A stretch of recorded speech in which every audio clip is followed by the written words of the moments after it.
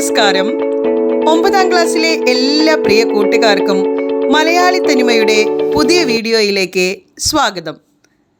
ഇന്ന് നമ്മൾ ചർച്ച ചെയ്യുന്നത് 9ാം ക്ലാസ്സിലെ അടിസ്ഥാന പാഠാവലിയിലെ 2ാമത്തെ യൂണിറ്റായ പദം പദം ഉറച്ചു നാം എന്ന യൂണിറ്റിലെ അവസാനത്തെ പാഠഭാഗമായ തഥാഗത എന്ന അഷിതയുടെ ചെറുകഥയെക്കുറിച്ചാണ്. എല്ലാവരും റെഡിയാണല്ലോ അല്ലേ? ഇനി നമുക്ക് പാഠഭാഗത്തിലേക്ക് കടക്കാം. ആധുനിക മലയാള സാഹിത്യത്തിൽ തൻ്റേതായ മുഖമുദ്ര ചാർത്തിയ എഴുത്തുകാരിയാണ് അഷിത.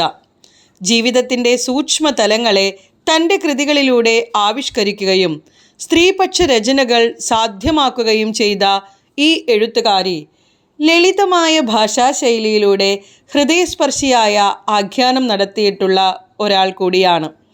അത്തരത്തിൽ ഒരു കഥ തന്നെയാണ് തഥാഗത എന്ന് പറയുന്ന നമ്മുടെ പാഠഭാഗം. ഇനി പാഠഭാഗത്തിന് മുൻപ് നൽകിയിരിക്കുന്ന വരികളൊന്ന് നോക്കാം. ഓർമ്മയുടെ ചുളിവുകളിൽ ജീവിതം ഒളിഞ്ഞിരിക്കുന്നു. എന്താണ് നമുക്ക് വായിക്കുമ്പോൾ മനസ്സിലാകുന്നത്? ഓർമ്മകളെന്ന് നമ്മൾ കേട്ടിട്ടുണ്ട്, ചുളിവുകളെന്ന് കേട്ടിട്ടുണ്ട്. ഇതിനിടയിൽ ഒളിഞ്ഞിരിക്കുന്ന ജീവിതം അല്ലേ? ഇതിനെ നമുക്കൊന്ന് വിശകലനം ചെയ്യാം. ഓർമ്മകൾ എക്കാലത്തും നമ്മുടെ അസ്തിത്വത്തിൽ പതിഞ്ഞു കിടക്കുന്ന ഒരു വികാരമാണെന്ന് നമുക്കെല്ലാവർക്കും അറിയാവുന്നതാണ്. ഈ ഓർമ്മകൾക്ക് നമ്മെ നാമായി മാറ്റുന്നതിനുള്ള ഒരു വലിയ കഴിവും ഉണ്ട്. ഇത്തരം ഓർമ്മകളാണ് അനുഭവങ്ങളുടെ സ്ഥായിയായ മുദ്രകൾ നമ്മളിൽ അവശേഷിപ്പിക്കുന്നത്. ഒരു ചുളിവ് ശരീരത്തിൽ എങ്ങനെയാണോ അടയാളങ്ങൾ ഇടുന്നത്, അതുപോലെ ഓരോ മനുഷ്യൻ്റെയും മനസ്സിൽ ഓർമ്മകൾക്ക് ഒരു അടയാളമിടുന്നതിനായിട്ട് സാധിക്കുന്നു എന്നുള്ളതാണ്. അത്തരത്തിൽ ഓർമ്മകൾക്ക് ജീവിതത്തിൽ വളരെയധികം പ്രാധാന്യമുണ്ട് എന്ന് ഈ വരികൾ വ്യക്തമാക്കുന്നു. ഇനി തഥാഗത എന്ന പാഠഭാഗത്തെക്കുറിച്ച് നമുക്ക് ഒന്ന് നോക്കാം. അൾഷിമേഴ്സ് ബാധിച്ച ഒരു അമ്മയെ പരിചരിക്കാനായി അമ്മയോടൊപ്പം നിൽക്കുന്ന ഒരു മകളെയാണ് നമുക്ക് തഥാഗത എന്ന പാഠഭാഗത്ത് കാണാനായിട്ട് സാധിക്കുന്നത്. പാഠഭാഗത്തിലേക്ക് കടക്കാം. നമുക്ക് ജീവിതത്തിൽ ലഭിച്ച വലിയ സൗഭാഗ്യങ്ങളിലൊന്നാണ് നമ്മുടെ ഓർമ്മകൾ. നമ്മുടെ ജീവിതത്തിൻ്റെ ഓരോ ഘട്ടത്തിലും ഈ ഓർമ്മകൾ പല വിധത്തിൽ നമ്മളെ സ്വാധീനിച്ചിട്ടും ഉണ്ട്. അത്തരം ഓർമ്മകൾ നഷ്ടപ്പെട്ടാലുണ്ടാകുന്ന ഭയാനകമായ പ്രതിസന്ധിയെ അവതരിപ്പിക്കുന്നതിന് തഥാഗത എന്ന കഥയിൽ അഷിത എന്ന കഥാകാരിക്ക് സാധിക്കുന്നുണ്ട്. തലച്ചോറിലെ കോശങ്ങളെ ബാധിക്കുന്ന ഒരു തരം രോഗമാണ് അൾഷിമേഴ്സ് എന്ന് പറയുന്നത്. നമുക്ക് ചുറ്റുള്ളതൊന്നും അറിയാതെ പോകുന്ന ഈ ഒരവസ്ഥ, ആരാണെന്ന് പോലും മറന്നു പോകുന്ന അവസ്ഥ. ഇത്തരത്തിൽ ഒട്ടേറെ ജനങ്ങൾ നമുക്ക് ചുറ്റുമുണ്ട്. അവരോടൊപ്പം കഴിയുന്ന ആളുകളുടെ മാനസിക സംഘർഷങ്ങളെ കൂടി അഷിത ഈ കഥയിലൂടെ വരച്ചു കാട്ടുന്നു. ഇനി പാഠഭാഗം വായിക്കാം. ഡോക്ടറെ പിന്തുടർന്നു ചെല്ലുമ്പോൾ ഞങ്ങളെ അനുഗമിക്കുന്ന മൗനവും ഉദാസീനമെന്ന് ഞാൻ കണ്ടു. പതിവ് പോലെ വാതിൽക്കൽ ഡോക്ടർ ഒരു നിമിഷം നിന്നു. കുഴപ്പമൊന്നുമില്ല, ബാക്കിയെല്ലാം നോർമലാണ്. ഞാൻ ഡോക്ടറുടെ മുഖത്തു നോക്കുന്നില്ല. ഡോക്ടർ അത് പറയുമ്പോൾ പകരം എണ്ണിയാലൊടുങ്ങാത്ത താഴോട്ടിറങ്ങിപ്പോകുന്ന ഗോവണിപ്പടികൾ അവ എണ്ണുകയാണ്. ഡോക്ടർക്ക് മനസ്സിലാവുന്നുണ്ടാവണം. കാരണം അദ്ദേഹം പറഞ്ഞു, അല്ല, അൾഷിമേഴ്സ് ഡിസീസിനെ കുറിച്ച് കൃത്യമായി ഒന്നും പറയാൻ വയ്യ എന്ന് കൂട്ടിക്കൊള്ളൂ. പ്രതികരണശേഷി ശ്രദ്ധിക്കണം. എന്തെങ്കിലും വ്യത്യാസം കണ്ടാൽ അറിയിക്കൂ.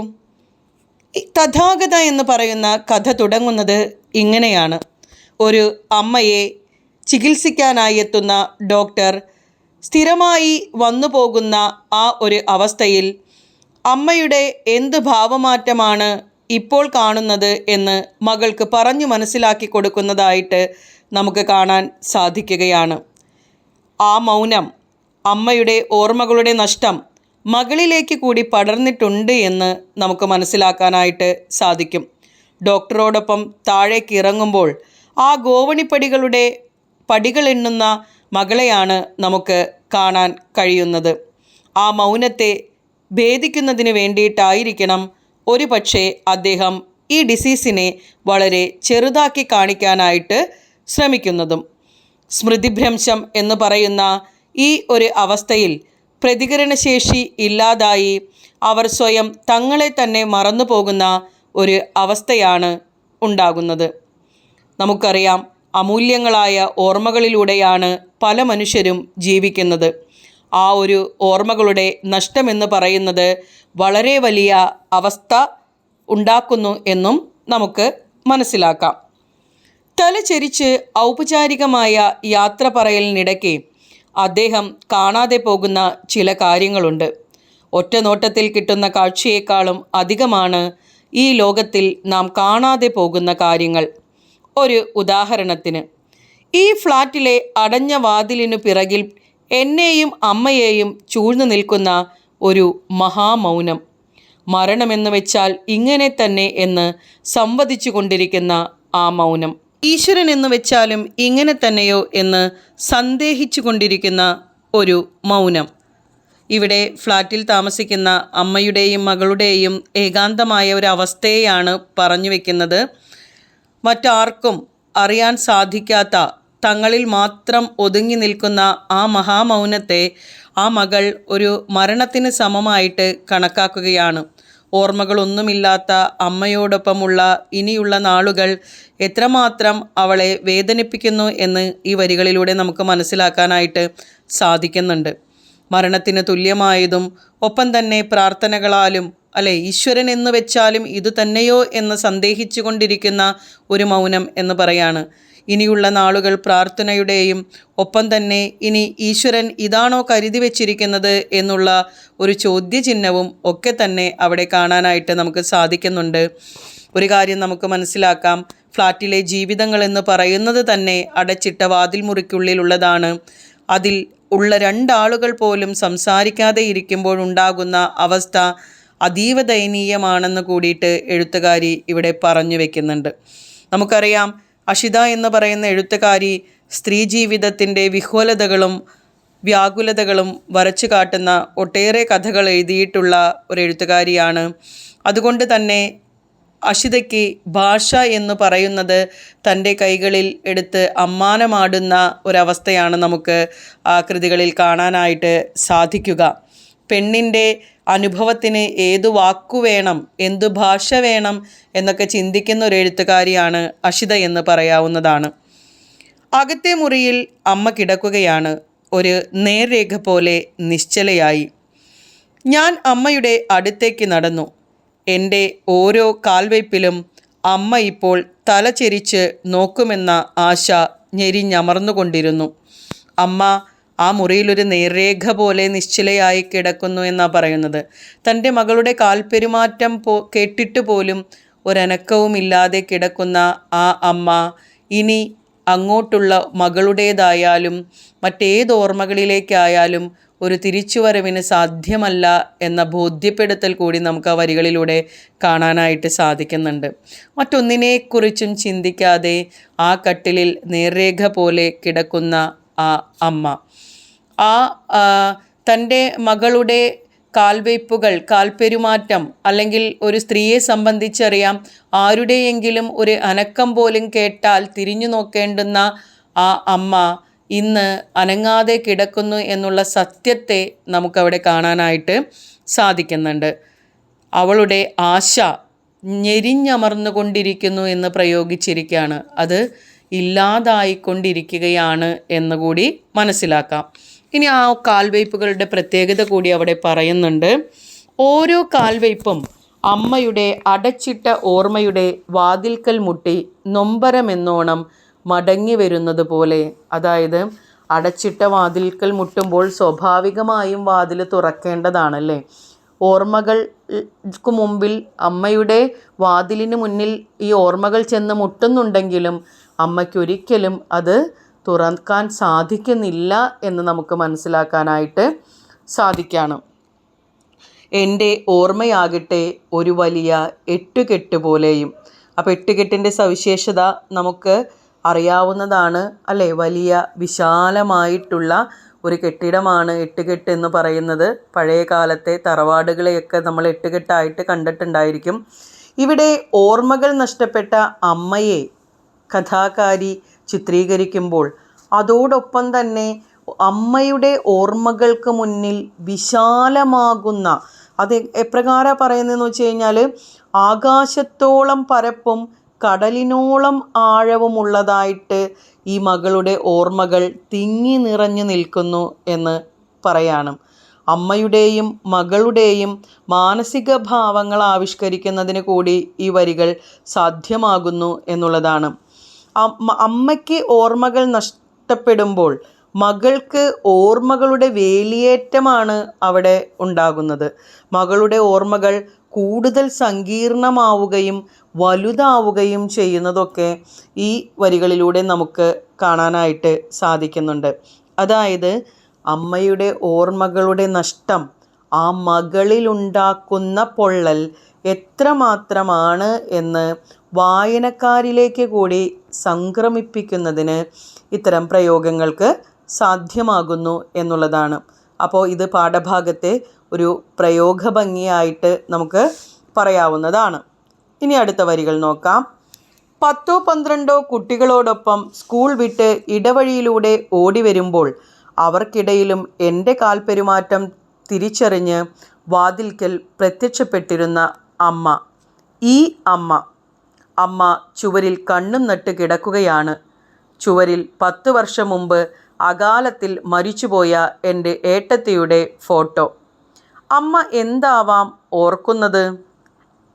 അപ്പോൾ മൂർച്ചയുള്ള വാക്കുകൾ കൊണ്ട് പറയാൻ കാണിക്കുന്ന ആ ഒരു ധൈര്യം എഴുത്തുകാരിയുടെ ഈ ഒരു എഴുത്തിൻ്റെ ആഖ്യാനത്തിൽ നമുക്ക് കാണാനായിട്ട് സാധിക്കുന്നുണ്ട് എന്ന് പറയാണ്.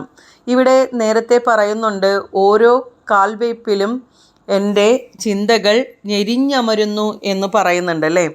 ഇപ്പോൾ പറയാണ്, ആ കാൽവയ്പ്പുകൾ എത്രയോ കുട്ടികൾ ഒരുമിച്ച് വരുമ്പോൾ എൻ്റെ അമ്മ എന്നെ മനസ്സിലാക്കിയിരുന്നു എന്നാണ്. അവിടെ അമ്മയുടെ മഹത്വം കൂടിയാണ് നമ്മൾ മനസ്സിലാക്കുന്നത്. നമ്മുടെ എല്ലാവരുടെയും അമ്മമാർ അങ്ങനെ തന്നെയാണ് അല്ലേ? ഏത് ആൾക്കൂട്ടത്തിനിടയിലും മക്കളെ കണ്ടുപിടിക്കുമെന്നൊക്കെ നമ്മൾ പറഞ്ഞു കേട്ടിട്ടുണ്ട്.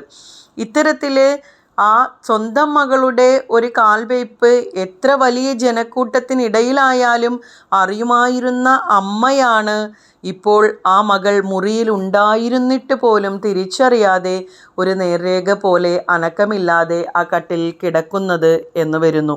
എങ്ങനെയാണ് കിടക്കുന്നത്?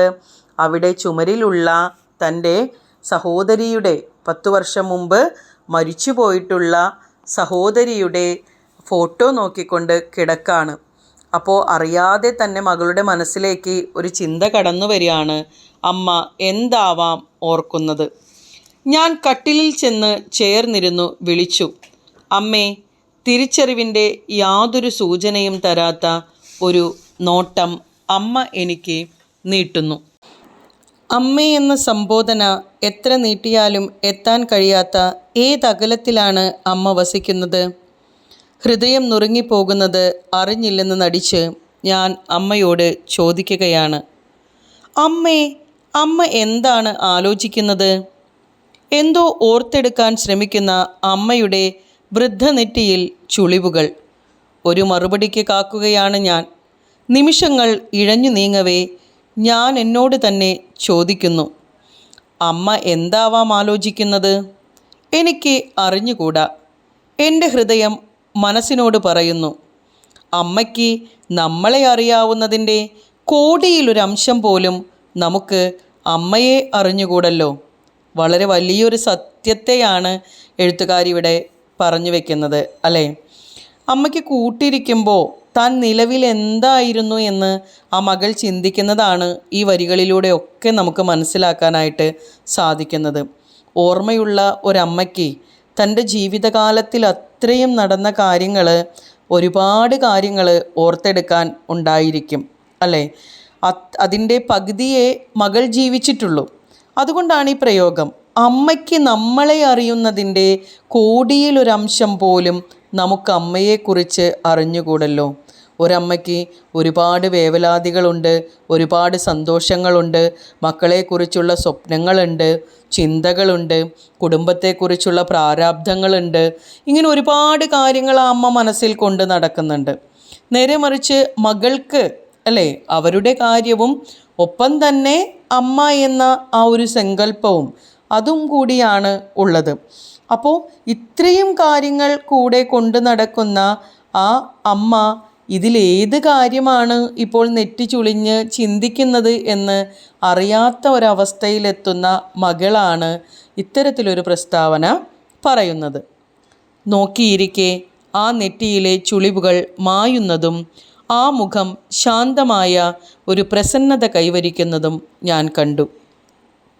വാതിലടച്ച് പുറത്താക്കപ്പെട്ട ഒരു കുട്ടിയെപ്പോലെ അമ്മയുടെ ഓർമ്മകളുടെ ചുളിവുകളിലോ നിവരലിലോ ഇപ്പോൾ ഞാനില്ല.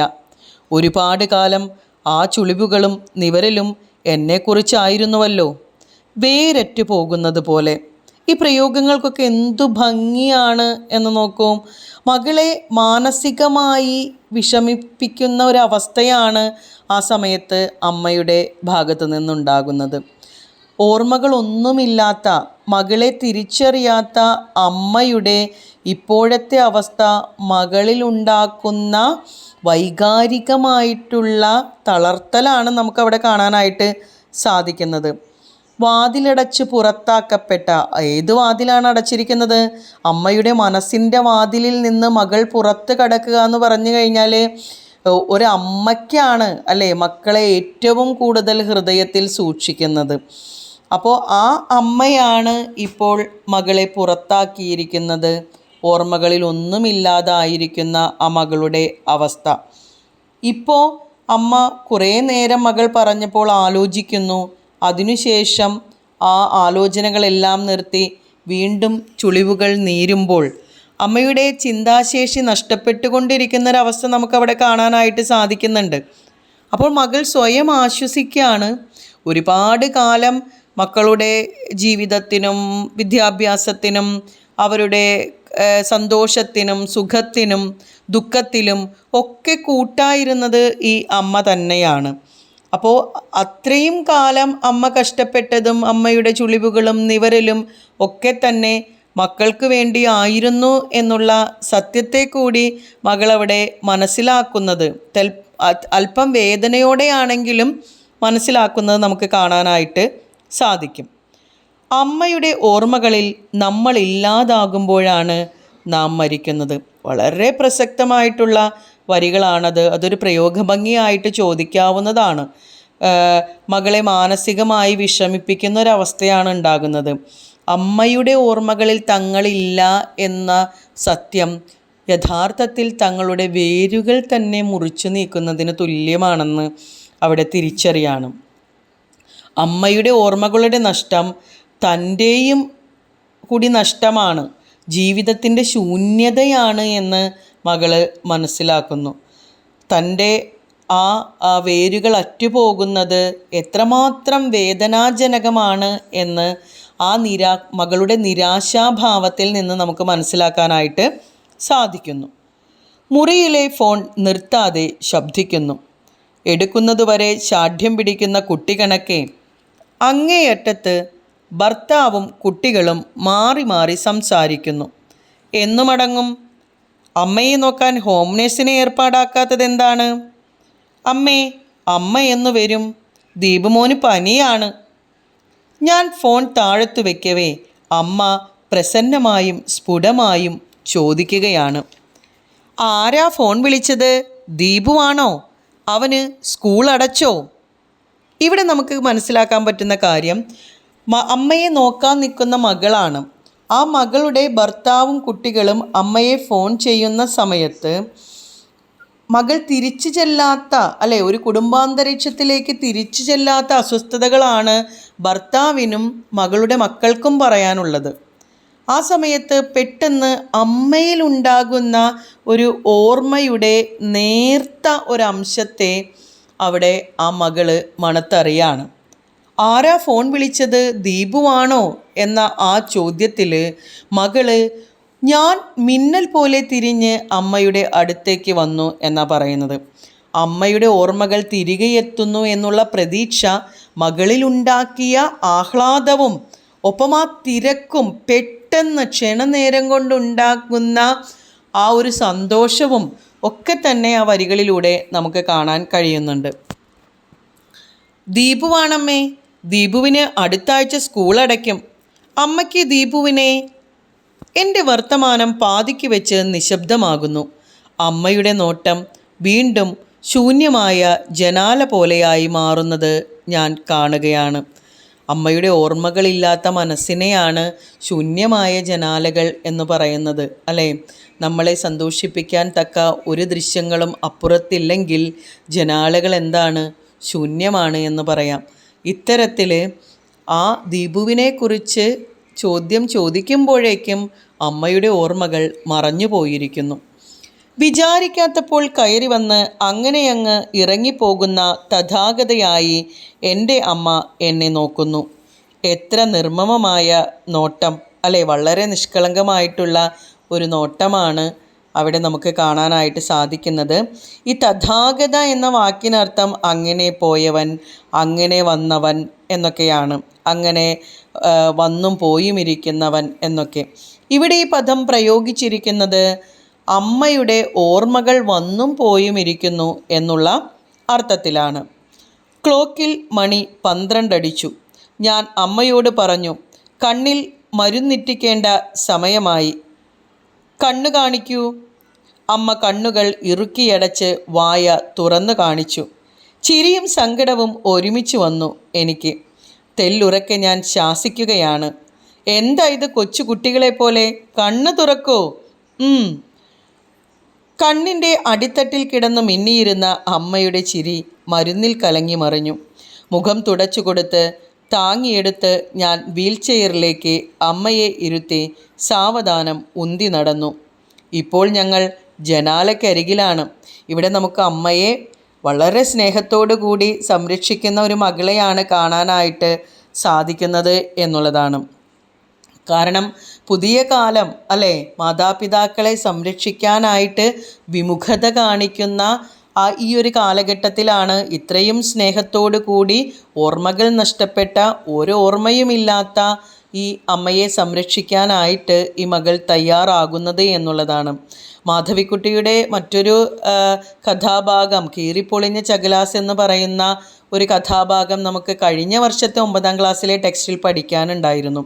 അതിൽ അമ്മയ്ക്ക് ഓർമ്മയില്ലാത്തത് കൊണ്ട് അമ്മയെ കാണാൻ വരാത്ത ഒരു മകനെക്കുറിച്ച് വളരെ വ്യക്തമായിട്ട് എഴുത്തുകാരി പറയുന്നുണ്ട്. അതും ഈ പാഠഭാഗവും നമുക്ക് ചേർത്ത് വെച്ച് വായിക്കാവുന്നതാണ്. അങ്ങനെ അമ്മയെ ജനാലക്കരികിലേക്ക് ആ വീൽ ചെയറിൽ കൊണ്ടുപോയി ഇരുത്തി. താഴെ മൈതാനത്ത് കുട്ടികൾ പന്ത് കളിക്കുന്നു. പൊടിയും ആർപ്പുവിളികളും ഉയരുന്നു. പന്ത് ഉയരത്തിൽ പൊന്തി ഞങ്ങളുടെ ജനാലയോളം വന്നു താഴേക്ക് പതിക്കുന്നു. എല്ലാ ശബ്ദങ്ങളും ജീവിതം തന്നെയും ഞങ്ങളുടെ ജനാലയോളമെത്തി മടങ്ങിപ്പോവുന്നുവെന്ന് എനിക്ക് തോന്നി. ജീവിതത്തിൻ്റെ എല്ലാ ശബ്ദങ്ങളിൽ നിന്നും പുറത്താക്കപ്പെട്ട അമ്മ. അതായത് അമ്മ അവിടെ ഇരിക്കുമ്പോഴും മറ്റൊന്നും തന്നെ ശ്രദ്ധിക്കുന്നില്ല എന്നാണ് മകളുടെ വേവലാതി. അമ്മയുടെ കിടപ്പിലെ നിസ്സംഗത, എല്ലാം അറിഞ്ഞിരുന്ന അമ്മയിൽ നിന്ന് ഇന്ന് ഒന്നും അറിയാത്ത അവസ്ഥയിലേക്ക് എല്ലാ ശബ്ദങ്ങളിൽ നിന്നും പുറത്താക്കപ്പെട്ട് എന്ത് ശബ്ദം കേട്ടാലും അതിനോട് പ്രതികരിക്കാത്തൊരമ്മയായി മാറിയിരിക്കുന്നു എന്നൊക്കെയാണ് ഈ വരികളിലൂടെ പറയുന്നത്. ഒരു വീട്ടമ്മയെ സംബന്ധിച്ച് നമുക്കറിയാം, ഏതൊരു ചെറിയ അനക്കം പോലും അവരിലെ ചലനങ്ങൾ, അല്ലേ? ചിലപ്പോൾ ദേഷ്യത്തിൻ്റേതാകാം, ചിലപ്പോൾ സന്തോഷത്തിൻ്റേതാകാം, ചിലപ്പോൾ ചീത്ത പറച്ചിലിൻ്റേതാകാം. ഇങ്ങനെ ഒരുപാട് പ്രതികരണങ്ങൾ ഉണ്ടാക്കേണ്ടതാണ്. പക്ഷേ ഇപ്പോൾ അമ്മയുടെ ഭാവം എന്ന് പറയുന്നത് ഒരു നിസ്സംഗതയാണ്.